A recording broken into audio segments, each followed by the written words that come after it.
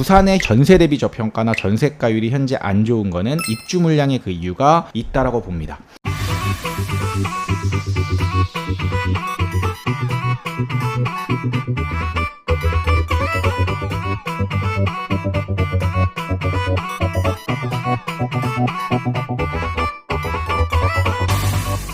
안녕하세요. 대한민국 1호 초이스 헬퍼이자 부동산 가치평가사 시크릿브라더입니다. 제가 지난 영상들에서 서울과 그 다음에 경기, 인천의 현재 분위기는 어떻고 그 다음에 각 단지별로, 그러니까 급지에 맞는 단지별 흐름까지 제가 살펴드렸습니다.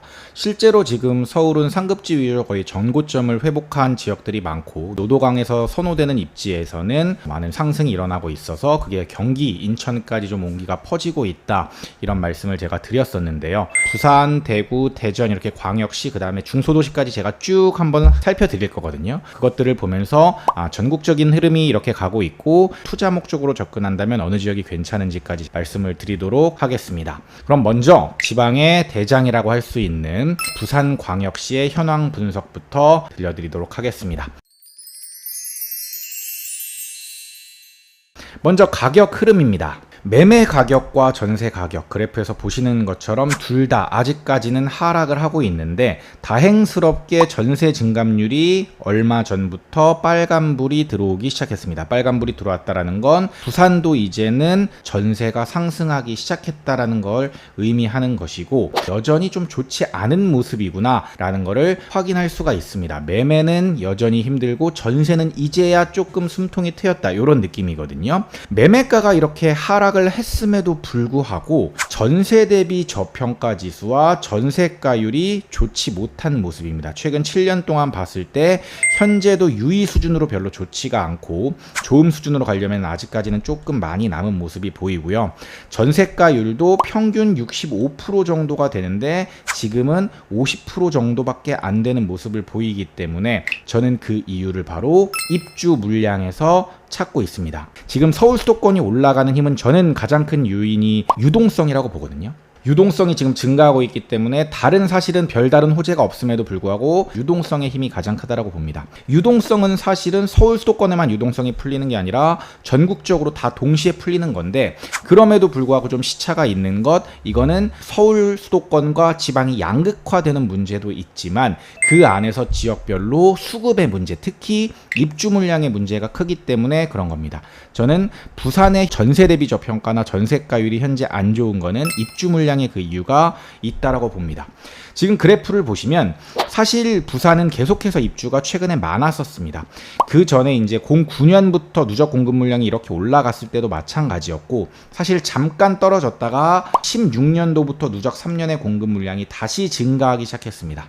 16, 17, 18, 19, 20, 21년도까지는 누적 공급 물량이 계속 증가했어요. 5년 넘게 누적 공급 물량이 계속해서 증가하고 있었다는 건 그만큼 데미지가 누적이 됐었다라는 겁니다. 그러다가 19년에 부산이 다시 힘을 내기 시작했는데, 그때 그 힘이 바로 유동성의 힘이었다라는 겁니다. 유동성의 힘으로 19년 말부터 상승을 시작해서 전국적인 상승이었고, 그때 2년 동안 짧은 불꽃을 태운 후에 다시 하락장으로 넘어갔습니다. 부산은 사실 지금 기대와 우려가 공존하는 지역이라고 저는 보고 있습니다. 누적 공급은 22년부터 감소 전환했으니까 3년째 누적 공급이 줄고 있는데, 그동안 쌓였던 공급의 여파가 너무 셌기 때문에 그게 현재 미분양으로 나타나고 있습니다.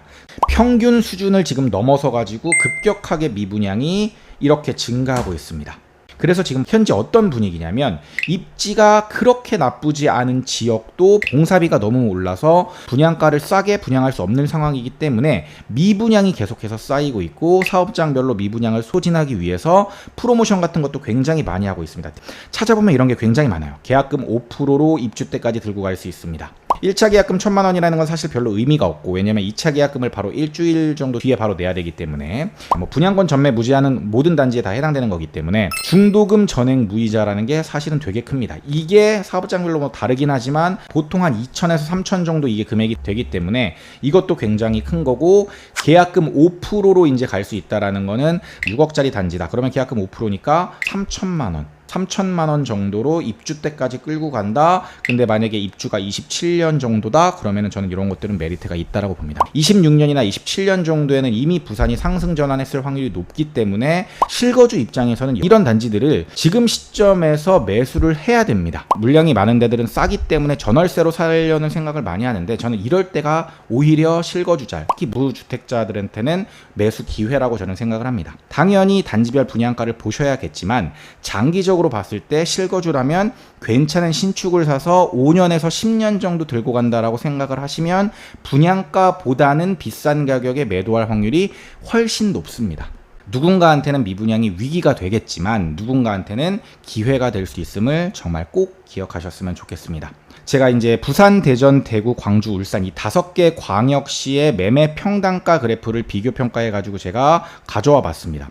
부산은 다른 광역시들과의 비교 평가에서는 가격이 싸다고 보기는 어려운데 서울 수도권에 비해서 가격 메리트가 생기고 있는 것은 분명한 사실이기 때문에 또 소득 대비 저평가 지수나 주택 구매력 지수 또한 좋은 수준으로 가고 있거든요. 그만큼 지금 부산이 가격이 떨어지고 있기 때문에 이런 지표들이 좋아지고 있는 겁니다. 그래서 앞으로도 계속해서 지켜볼 필요가 있고, 미분양이 소진되어 가는 시점에는 매매가가 반등하는 것을 기대해 볼 수도 있지 않을까라고 생각을 합니다.